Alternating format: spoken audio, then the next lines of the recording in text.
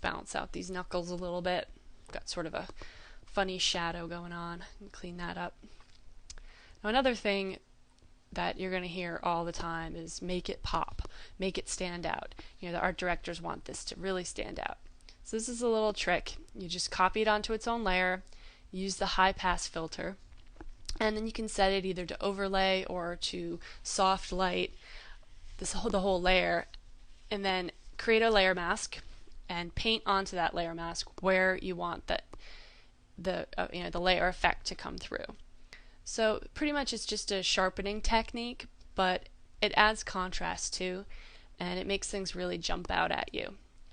So it works well for jewelry, for eyes, depends what it's for. I use it for jewelry a lot. Some areas you might want to use it. I'm not going to bother for those little crystal things, those little beads, but that's a great way to just really make things stand out. And then you can merge it back down into your copied background layer so you don't have too many layers going on. I'm just going to clean it up a little bit more as I go here. Working with different opacities depending on what it is. If it's just skin, then I'll usually keep it at a lower opacity, but if it's hair, I'll turn it up a little bit. She's looking really nice now.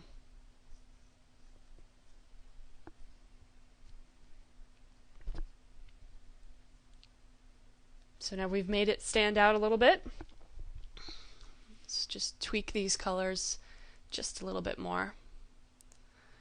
Add some of these highlights like we did with the other one. Make her hair look really shiny. Can do the same with the low lights. Apple eye and versus your adjustment layer.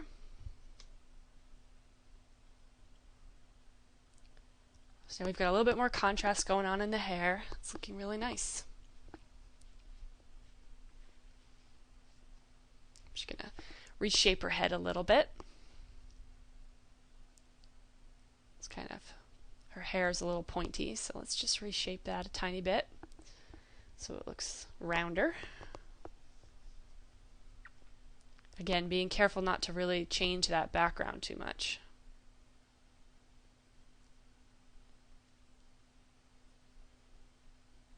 If you do change it, go ahead, zoom in and fix it. So I've got this little warped area. Now I'm going to set my history brush back like we talked about in the beginning and just brush over that area. See, so now I've got my straight lines back. And I can clone that area so that it goes all the way across. I still have the head the way that I wanted it shaped, but I haven't distorted the background.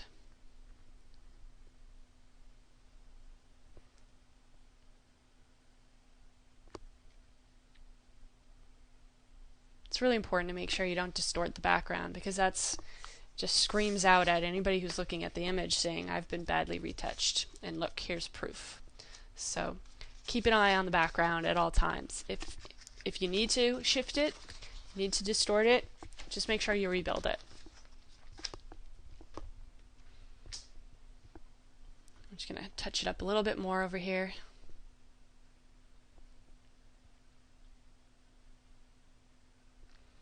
Okay, now it's looking pretty good. We can crop this image now. We don't need that extension anymore, so I'm just going to go ahead and crop it. And I'm looking at the image from far away, and I might do a little bit of color tweaking. So let's pull up an adjustment layer. Do another selective color move. I'm going to take a little bit of magenta out of these reds and add a little bit of yellow, making it a little bit warmer, less cool tone. That's looking pretty good.